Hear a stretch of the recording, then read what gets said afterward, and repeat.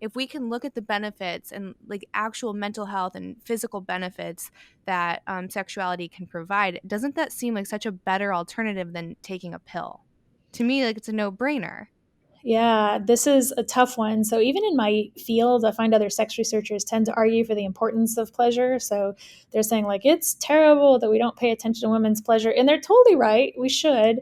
But I always like to hold poor Mike Pence. I don't know Mr. Pence, but I like to hold him out as an example. I said, that argument is never going to convince Mike Pence. He doesn't care. He doesn't care about women's pleasure. You can't make him.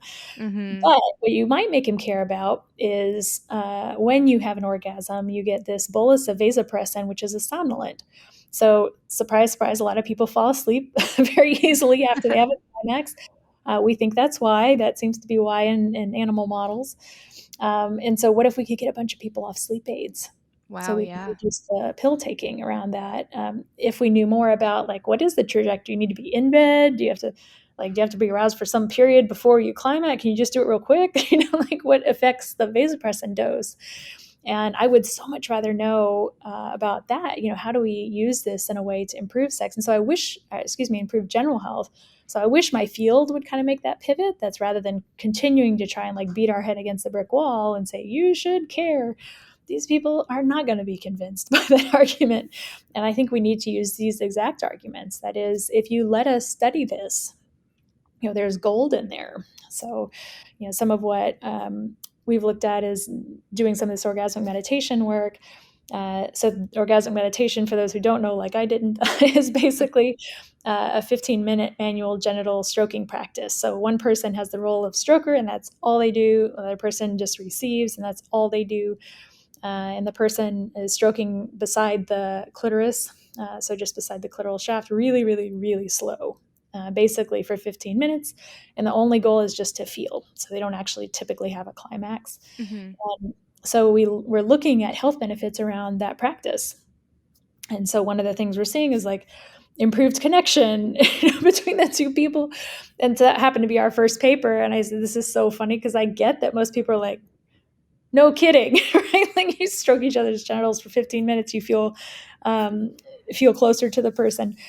But what was unique in that is about half our sample, they weren't romantic partners. They just did Mm-hmm. this thing together. And so, for all those folks that are saying, like, well, you can't use sex as something to prescribe or something people practice because some people don't have partners, and we don't want them having sex with randos because that's bad. That's promiscuous. And we still see that word promiscuous in our science literature sometimes. Mm-hmm. Well, now we have data that there's a health benefit and that it's the same or enhanced for people doing it with non-stable partners. So let's get rid of that myth. What's next? What else do we need to show that you can use sexual stimulation to improve health? Yeah, and to me, so it would seem that if you were to figure if someone had maybe like anxiety or depression, and obviously like we there's a lot of work that needs to be done, but anxiety, depression, even possibly like pain management, I've seen with orgasm, that helps. It's what, oxytocin, and it's supposed to be greater than a pill that you can take. Or am I on the right path? Opioids, I would say. Opioids. Yeah, are Okay, effective. yeah. So if you have all these benefits that are natural, right? It's your Mhm. body's naturally producing these chemicals. It's odd when you see the counter argument that says, well, you shouldn't be using these things as a coping mechanism. That makes you weak. That makes you, there's something deranged about you, like you're perverted, whatever it is, like that from the other side. And it's like, well, I don't understand it's all natural. So why do you think that there's that narrative that it's a negative coping mechanism? That's so funny. I literally just wrote an introduction talking about the kind of health benefits of sex and what the resistance is.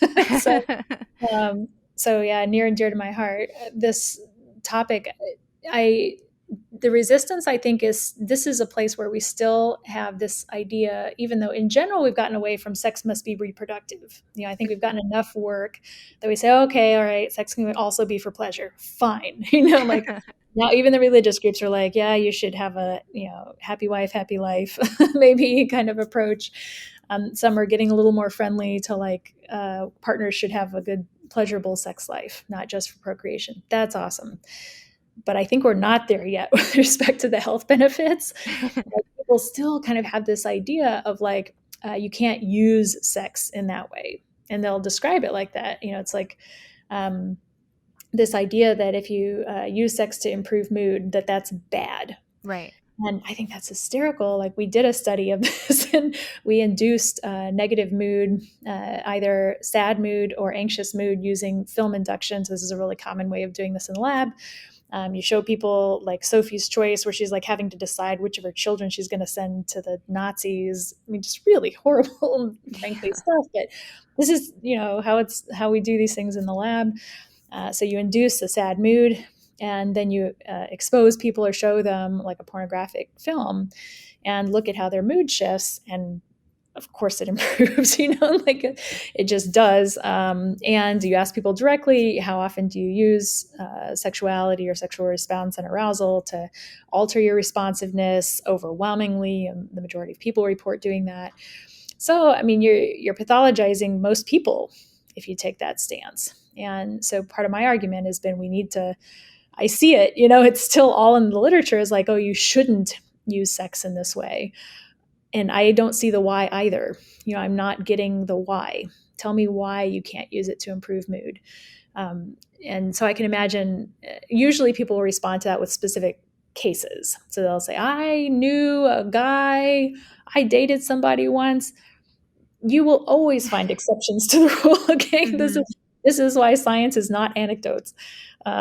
So if it happens here or there, I don't doubt that happens, but we're looking for trends. Science looks for what happens on average or to most people. What can we expect?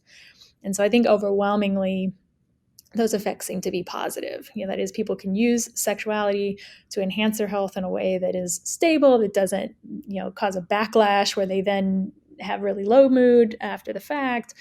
But we need to characterize that better. So I would love to know more about, like, how long does that elevated mood last? Does Mm-hmm. it make you more resilient over time? Can you use it in like a regularized way to actually address depression? Mm-hmm. If we're causing these systems to alter and activating that reward system in a really intense way, if you were doing that every day, could you not take an antidepressant pill? Is Mm-hmm. that like changing, whether it's serotonergic or dopaminergic, um, kind of responsiveness? Is there something there that we could use to substitute? This is a long way off. To be fair, I don't want people to stop taking meds because of this. Right. But those are the kinds of places I want to go with these data. It's like, let's look. Let's stop saying you can't look because it's bad, because I don't hear the reason it's bad. Right, and there's so many negative side effects to a lot of those pills that people have to endure because 100%. not taking them is worse. So if you had something that didn't have these negative side Mhm. effects that was all natural, it seems like a no-brainer.